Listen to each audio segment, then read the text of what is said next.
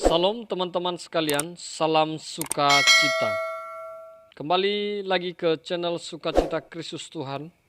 Pada saat ini teman-teman sekalian, saya ingin membahas satu cuplikan video di mana ada salah seorang dari agama Muslim, seorang wanita cantik yang pindah ke agama Kristiani, dan ketika dia pindah ke agama Kristiani ini, dalam kesaksiannya ia mengatakan bahwa dia pindah ke agama Kristen ini bukan karena ada unsur paksaan dan bukan karena pacar atau kekasih, bukan karena harta, tetapi dia pindah dengan agama Kristen ini, saudara-saudara, karena dia mengalami Tuhan dan dia merasakan kuasa Tuhan di dalam kehidupannya. Ketika dia mengalami perjumpaan dengan Tuhan, maka teman-teman sekalian, dia merasakan damai dan sukacita di dalam kehidupannya. Nah, oleh karena itu, saudara, ini satu kesaksian yang begitu dahsyat menurut saya, bahwa dalam keadaan apapun kita, dalam situasi apapun kita, ketika Tuhan memanggil kita, memilih kita untuk menjadi seorang hamba Tuhan, menjadi seorang yang menjadi miliknya Tuhan, maka Tuhan akan melakukannya sesuai rencananya Tuhan. Saudara-saudaraku yang dikasihi Tuhan, inilah kuasa Tuhan. Kuasa Tuhan tidak terbatas. Jadi saudaraku yang dikasihi Tuhan, biar melalui cuplikan video ini teman-teman sekalian dapat semakin dewasa di dalam kerohanian saudara dan semakin diberkati melalui kesaksian daripada saudara kita ini, dan kita semakin semangat di dalam kita melayani Tuhan. Teman-teman sekalian, mari kita saksikan. Semoga kita dapat diberkati semuanya. Di video aku kali ini, aku akan menjawab beberapa pertanyaan dari teman-teman di Instagram. Kebetulan beberapa hari yang lalu aku udah open Q&A di Instagram aku. Ini dia Instagramnya, kalau kalian belum follow jangan lupa follow. Banyak banget pertanyaan-pertanyaan yang udah berhasil aku tampung nih dan siap aku jawab. Jadi kalian wajib nonton video ini sampai selesai. Dan jangan lupa subscribe, comment, like, dan share. Ini dia nih pertanyaan-pertanyaan dari teman-teman yang udah ngisi kolom tanggapan di Instagram aku. Dan kali ini aku bakalan jawabin pertanyaannya satu-satu. Oke guys, tanpa berlama-lama, jadi aku mau langsung jawabin pertanyaan pertama. Itu ada dari novirede.1998. Pertanyaannya adalah, apa yang Kazel buat ketika banyak hujatan? Apa ya? Kalau aku sih sekarang gini ya, karena memang dari awal sudah aku putuskan, sudah aku persiapkan, memang jadi pengikut Kristus itu tidak mudah dan memang harus siap pikul salib lah kalau kata orang-orang nih. Jadi harus siap disiksa, dihujat, dicudahi, dikutuk, dihina, pokoknya segala macam yang gak enak itu tuh kita harus siap. Jadi gimana apa yang aku perbuat ketika aku banyak hujatan, ya sudah. Apa ya, patokannya film yang aku tonton deh gitu ya. The Passion of the Christ itu ada di situ. Yesus bilang, Bapa ampunilah mereka sebab mereka tidak tahu apa yang mereka lakukan. Jadi ya benar gitu loh.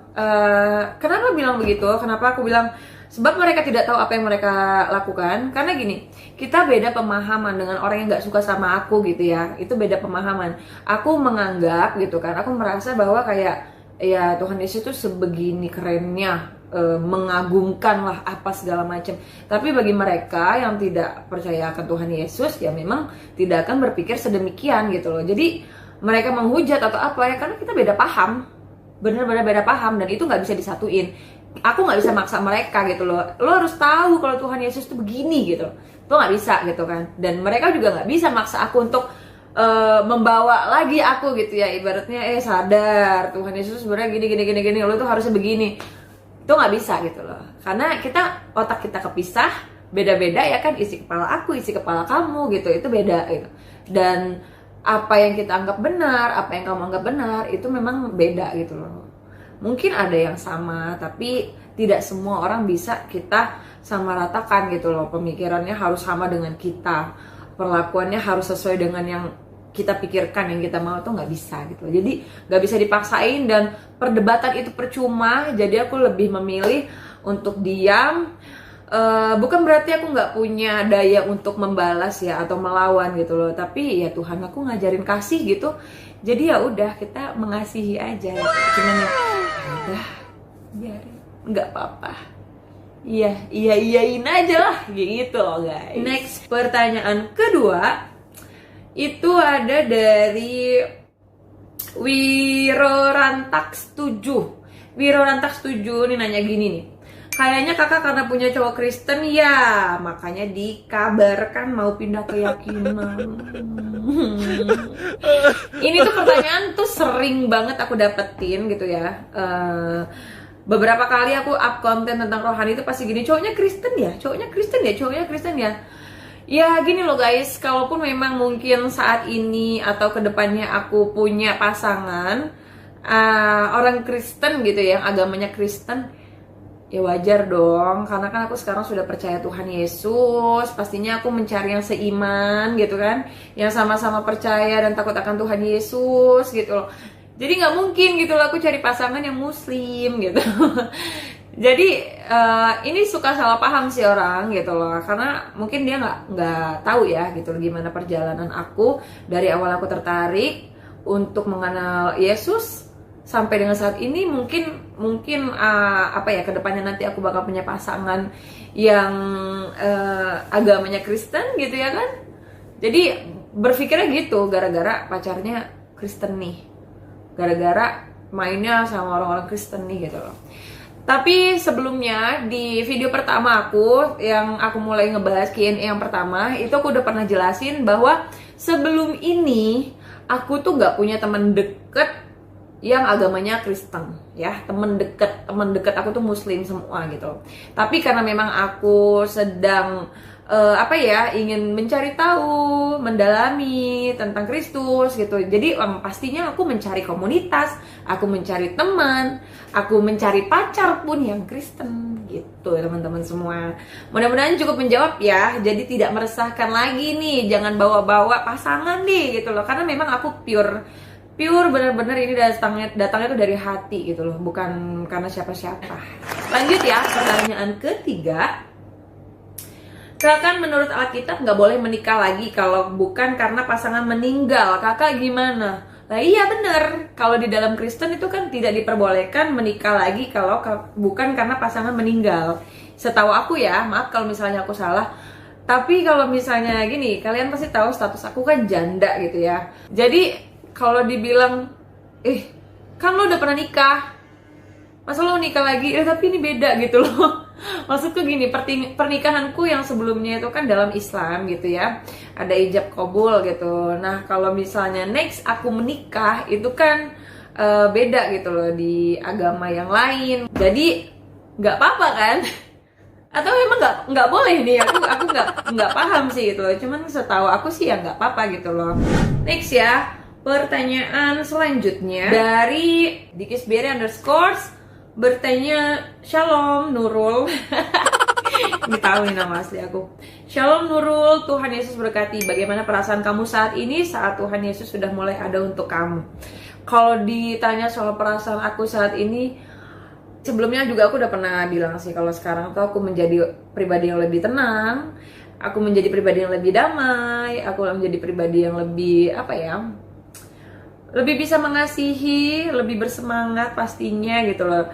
Karena aku merasa kayak setiap aku punya masalah pun gitu ya, even aku sudah mulai percaya Tuhan Yesus dan aku ternyata masih ada masalah-masalah, karena namanya masalah itu kan ya pasti ada lah gitu ya. Nggak mungkin hidup seseorang tuh lempeng-lempeng aja kan guys. Tapi puji Tuhan, karena aku percaya Tuhan Yesus, aku merasa lebih damai aja gitu. Aku merasa kayak ya semua masalah tuh it's easy lah gitu loh. Asal kita percaya Tuhan Yesus, itu semua akan ketolong lah gitu. Jadi aku gak pernah ngeraguin tuh kuasanya Tuhan untuk memperbaiki, memulihkan dan memelihara aku gitu loh dalam hidup aku gitu teman-teman semua. Pertanyaan selanjutnya ada pertanyaan dari wijaya.gunawan.92. Nih pertanyaannya, apa yang menjadi pengharapan dalam hidup Kakak Zela setelah menjadi pengikut Kristus? Pengharapannya yang pastinya bisa menjadi pribadi yang semakin baik lagi, semakin dicintai banyak orang, semakin memberkati banyak orang. Aku nggak ngerti sih gimana caranya memberkati banyak orang. Yang jelas aku berusaha untuk bisa memberikan yang menurut aku baik aja untuk orang lihat, untuk orang terima gitu loh. Jadi kalau misalnya pengharapannya sih apa ya?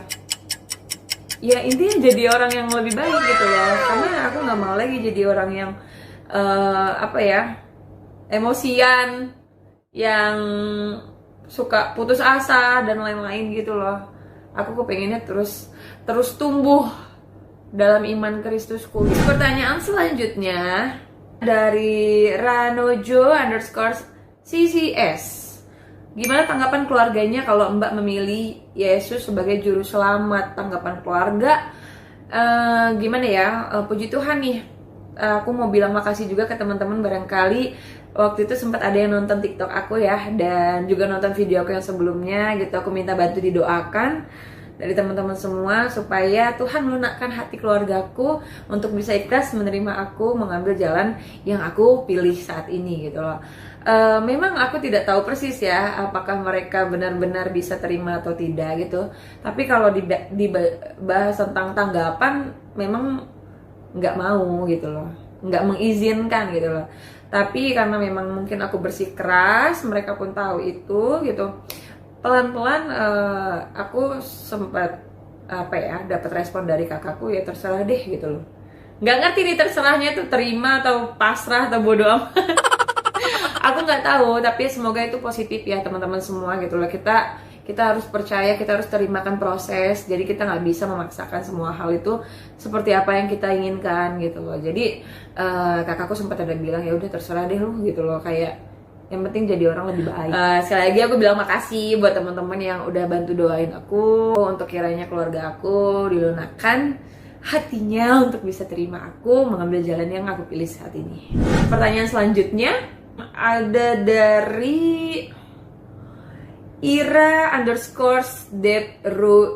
Susah-susah banget ya namanya, sumpah deh. Pertanyaannya, pernah nggak mengalami pengalaman spiritual yang mempengaruhi kepribadian? Kalau iya, seperti apa? Kalau menurut aku sih semua perjalanan ya dalam aku mengenal Tuhan Yesus itu adalah pengalaman spiritual gitu loh. Gitu.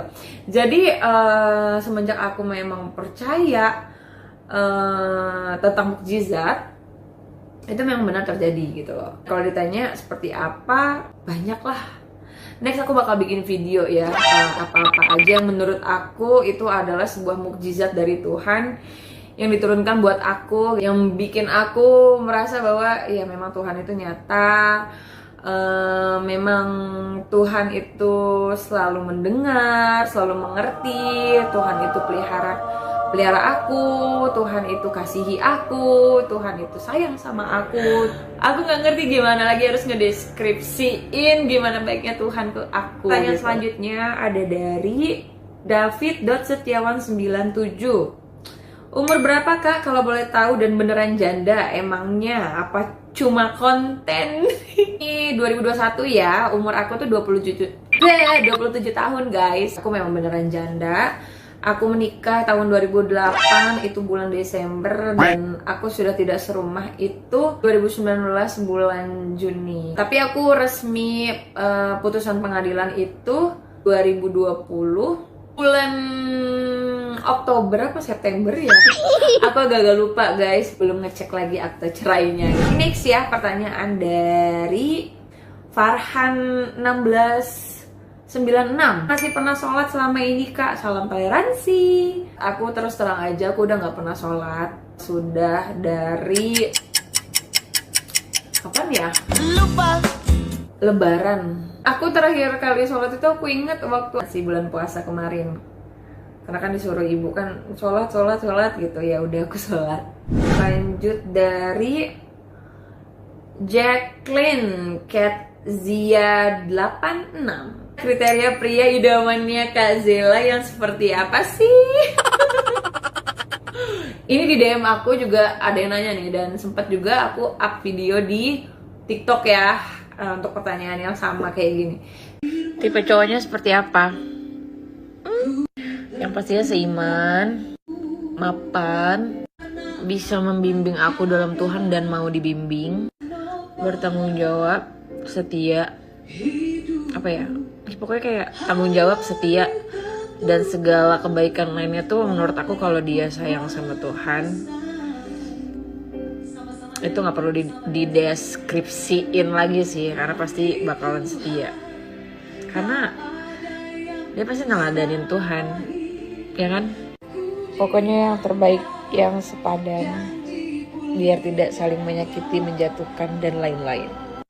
Tapi bisa saling mengasihi, menghargai, menyayangi, memenuhi, apalagi ya, membantu, saling berkorban, saling memperjuangkan. Amin. Apa-apa lah ya kalau misalnya kita punya kriteria gitu loh. Tapi kan balik lagi kita harus sadar gitu loh. Apa yang Tuhan kasih kita harus terima dan kita harus syukuri gitu. Gini, aku kan bisa dibilang aku hard worker nih. Jadi aku nggak mau punya pasangan yang pemalas.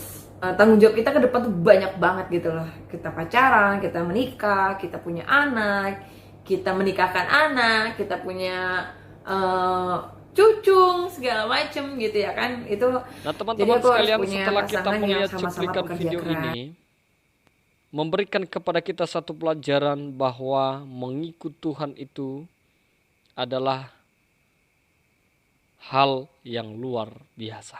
Semoga melalui kesaksian saudara kita ini kita semua diberkati oleh Tuhan. Salam.